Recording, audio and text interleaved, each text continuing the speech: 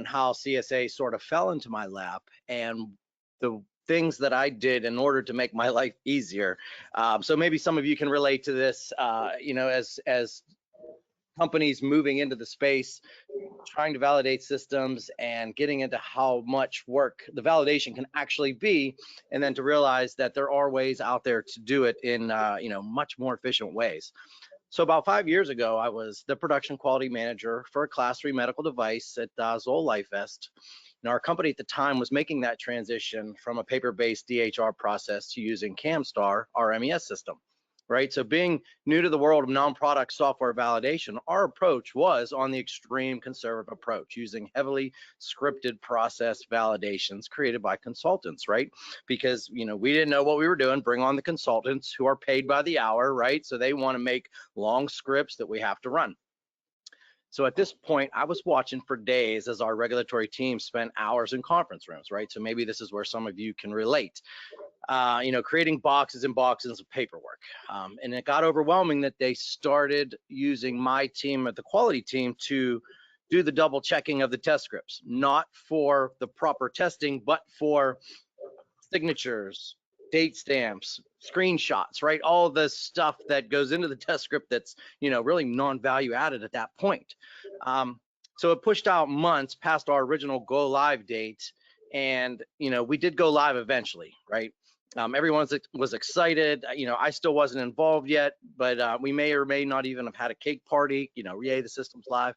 But then came the changes, right? So with the validated system, now we have all the small workflow changes that needed to be integrated into the workflow, right? Simple change control.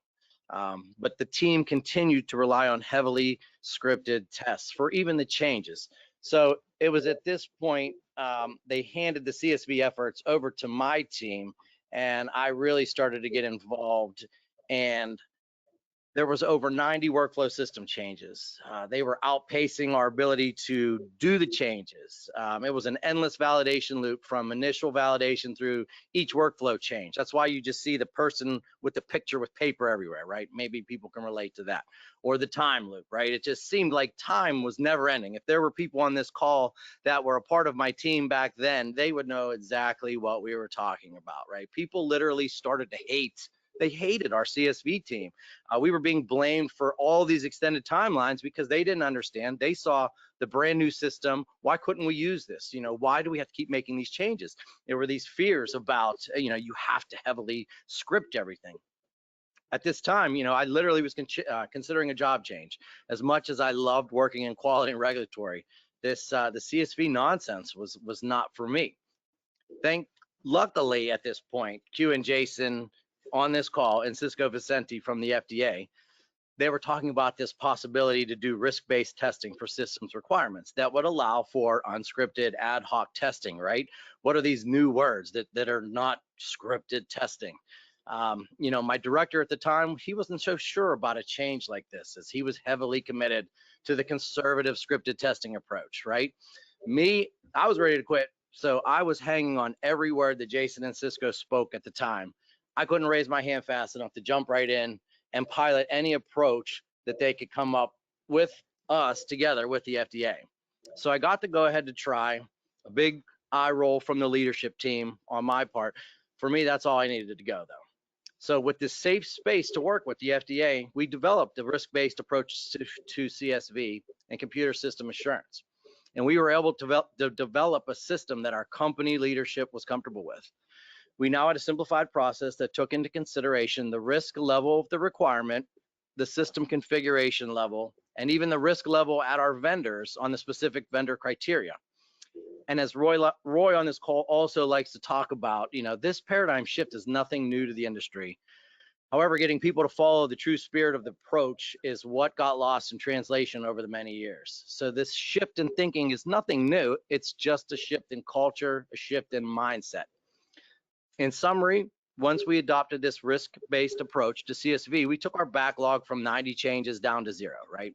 Changes went from around 30 labor hours on average down to 11. The changes were no longer outpacing our ability to integrate and validate the changes while adding 0 headcount to our team. After a year, we literally had over 900 changes. These were small workflow changes, but changes that needed to be validated. The business was happy again. I was happy at my job, right? The process was more efficient and effective. It was also paper-based, which still presented several different challenges, but that's where we're going to talk about Polarion in the next part of this presentation. But that's the summary of my story. So I was sort of thrown into the fire. I got involved with Jason, and that brings me to this point here where I can talk about how my teams went about creating this risk-based approach, but that you can do it, and it is possible. So with that, we'll get more on to hear about what Roy did with BD, but that's my story and entrance into CSA.